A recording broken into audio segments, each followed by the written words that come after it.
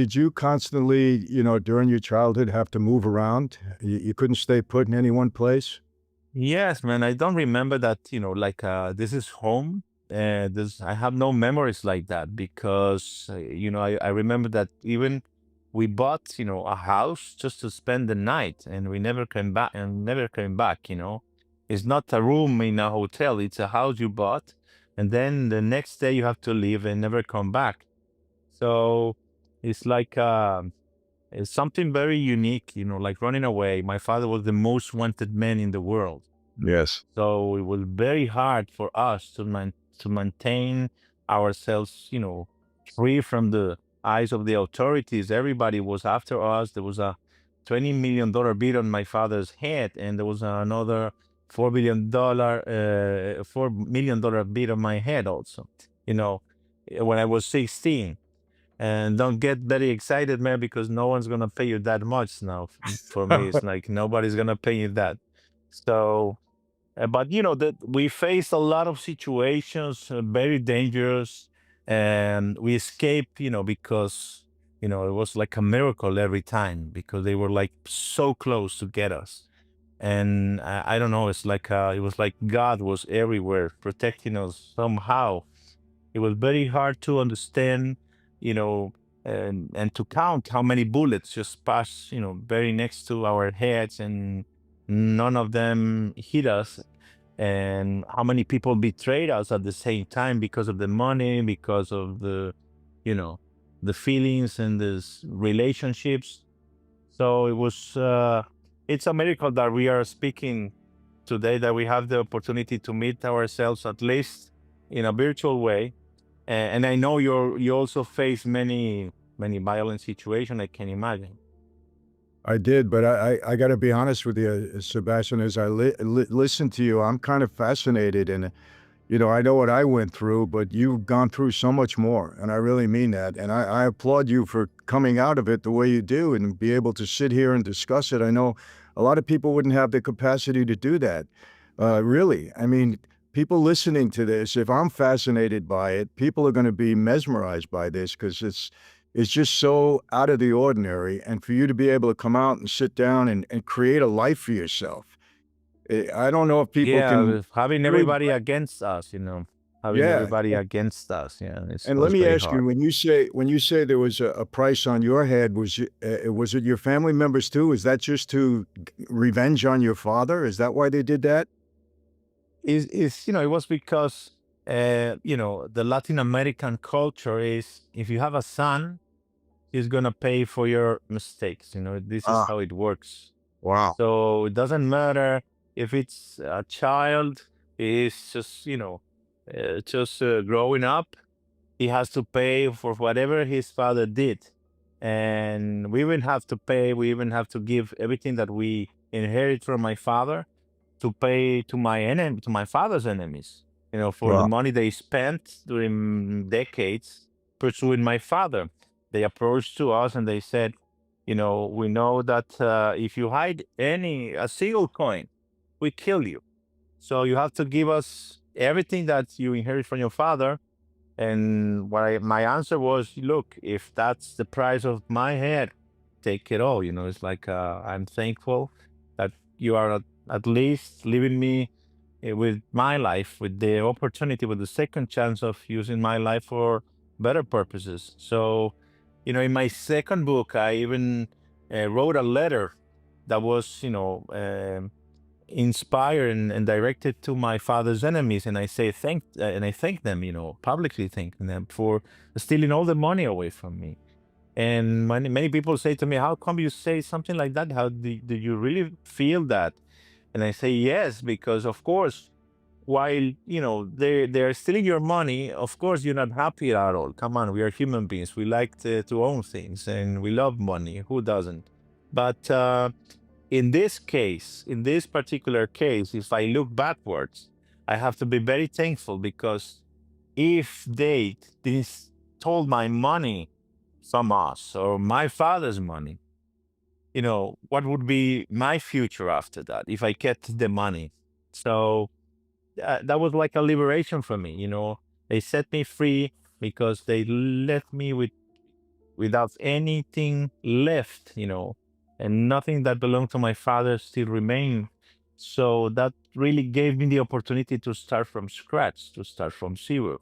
And I have to thank them for that, because otherwise, I will be trying to finding some ways to hide the money. And come on, man, it's like that really helped me to start over from zero.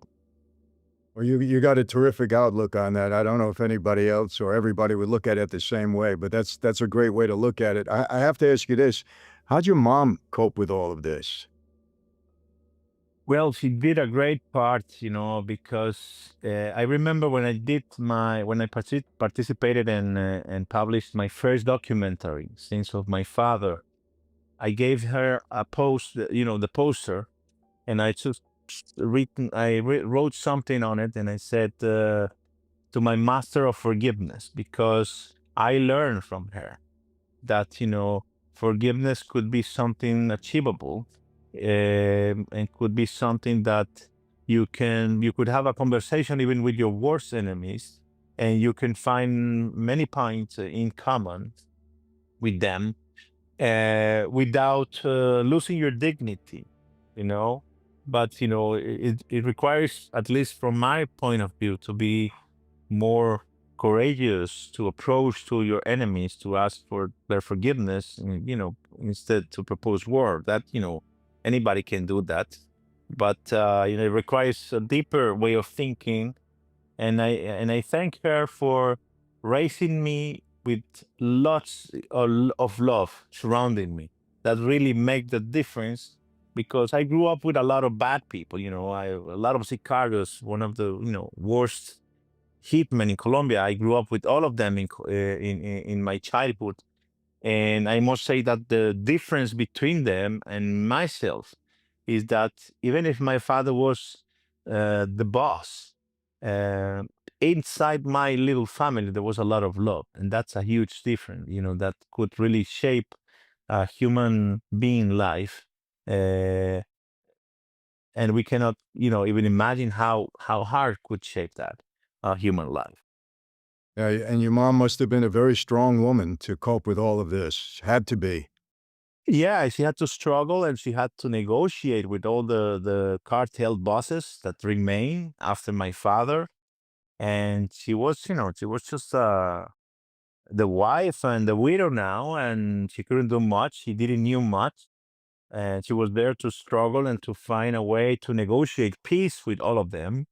And I don't know how, but it was another miracle that she could convince them to stop the violence, and not continue hurting us anymore, and finding a way out. And she did. And I think it's the only woman in Colombia's history that could achieve something like that, because you know um she really achieved the peace with all the cartels, the rest of the cartel people that remain. And I mean, the Cali cartel people, the Norte del Valle cartel, even the remainings of the Medellin cartel. So that was quite an achievement. And did she have to basically convince them that you were not gonna follow in your dad's path and get into the business? She put her life as a warranty, that I will never do anything wrong, and that I will behave, that I will, stay in my own path without, uh, you know, looking violence as an option for me. And because at the beginning, when she started the negotiations, they said to her, "Nothing's going to happen to you and to your daughter, but we're going to kill your son." There's no negotiation about that. And she struggled, and she said, "What kind of peace are you offering to me if you are just, um, gonna kill my son? Come on, it's like, what kind of peace are you offering to me?" Wow. God, that's unbelievable, Sebastian, really, that she had to take that role and actually succeed in doing that against, I guess, tremendous odds, culturally at that time. Absolutely. Amazing. And even today, man, even today, the culture is like still the same, unfortunately. So it's something very hard to overcome, and to deal with, because, and also you have to add that there was a lot of anger, there was a lot of pain that they suffer also from my father's side. So there was a lot of, you know, eh, all the cartel bosses were so upset about my father, and it's like, okay, he was already dead, but the family is still there. So it was a way to, you know, to show the fear and the pain and and and many other feelings that come to them because of my father. He caused so much damage to them and to our Colombian society. So they were very Yeah. upset. After your father was killed, I mean, did your family still have money? Because I knew your mom had to take charge at that time, and like you said, make sure that the family was safe. And I know you moved around, which we'll get into that a little bit. But was there anything left for you to at that time? We survived. We survived thanks to my mother's side's family. They really helped us here in Buenos Aires. They were paying me for my university fees every month. They were helping us with the rent to rent an apartment here. We didn't own a car like for 10 years. We just used public transportation. I never used public transportation in my life. Here in Buenos Aires, it was my first time ever. So, I was even afraid to take a bus because I never did that before in my life. But it was good. I wasn't complaining about it. I was enjoying that freedom to be just nobody and to just to be part of the society and being able to walk in any street, going to study every single night without being compromising, my security at all, just being someone else. And that gave us the opportunities to start over. I became a professional. I became an industrial designer. Then I studied architecture. But in the middle of that, they put us in jail here in Buenos Aires. They invented, that we were accused. The story goes like this: our accountant found out that we were the Escobar, so he started an extortion against us. He was saying, "You have to get out of the country, and I'm going to keep all the money you have." We didn't have much money, but we did have something declared, and many years passed in the middle of that. So we made some money, not much, but we just making some money. So he was threatening us, and we decided to go to the police and to say the truth. Look, we are the Escobar, and we have this accountant who's, starting an extortion against us. So we need your help. So they put us in jail. Wow. So this is how it works, and they put us in jail because it's it it looks better if you put the Escobar in jail instead of helping them, Yeah. because they are being victims of a crime. So this is something that happened many years ago. It took us like 7 years to until the Supreme Court set us free. And that day, nobody published anything about that. Wow. Nobody. Nothing. Like all the media, they just didn't waste any ink in the news that we were liberated from the Supreme Court in Argentina. Unbelievable. And you What can I stayed. tell you, man? I can't believe that you are very aware of those kind of situations, and that you, for yourself, you live many situations like that. Absolutely. That doesn't surprise me at all. That's normal stuff when they wanna do that. Yeah. But you stayed in Colombia, like, 2 years after your father, was murdered, right? And We we it was during that struggle one time. year. 1 year, and it was One, during that time yeah. that your mom. Let me ask you, it was during that time your mom was negotiating with the cartels to keep you alive. Did she still see, just to be perfectly sure, she wanted to get out of Colombia? Yes, it was exactly during that year, the final, after my father passed away, it took us 1 year to negotiate with the cartels and to find a country that could receive us, and it was Mozambique in the south part of Africa.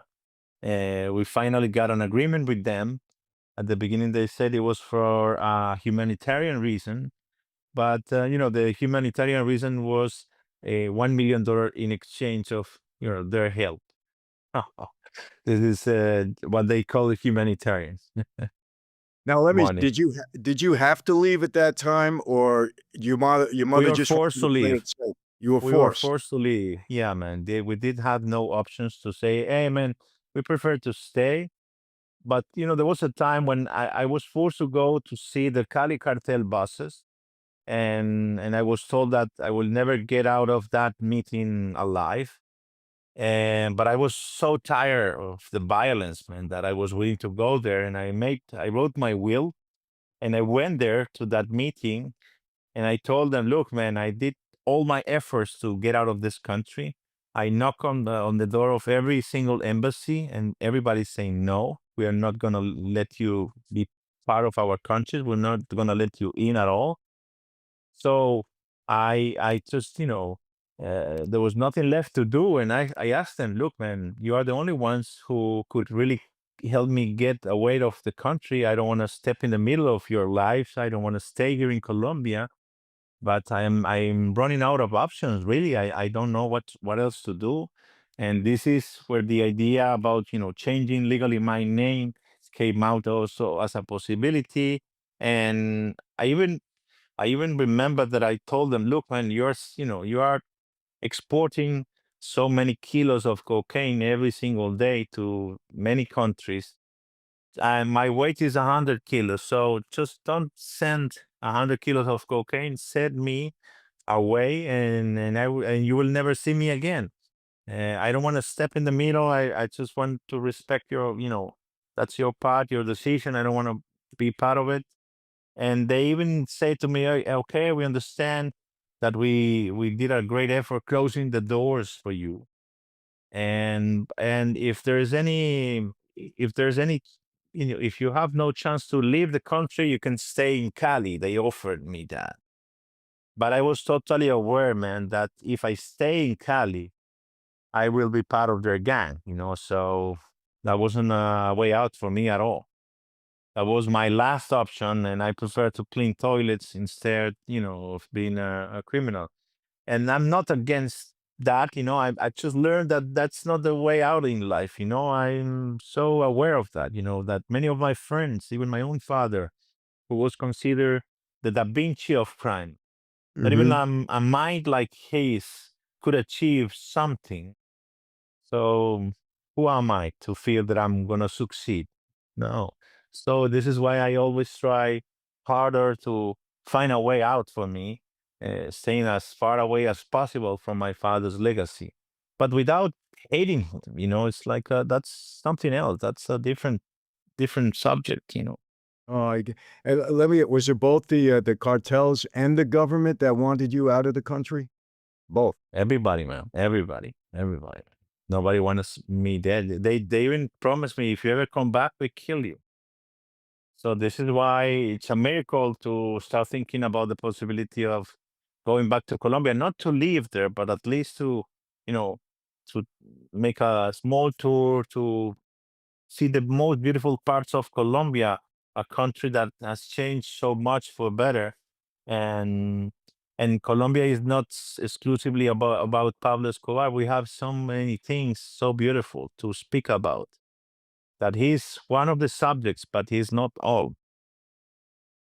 Yeah, and I know even, when you tried to get out, I remember at the time, both Germany and the United Kingdom, I think they both denied access, right? That time? Yeah, yeah. Even today, I'm not allowed to go to the UK and to the US. But as far as I know, these are the only two countries in the world that deny my entry. And that's okay, man. It's like I did nothing, but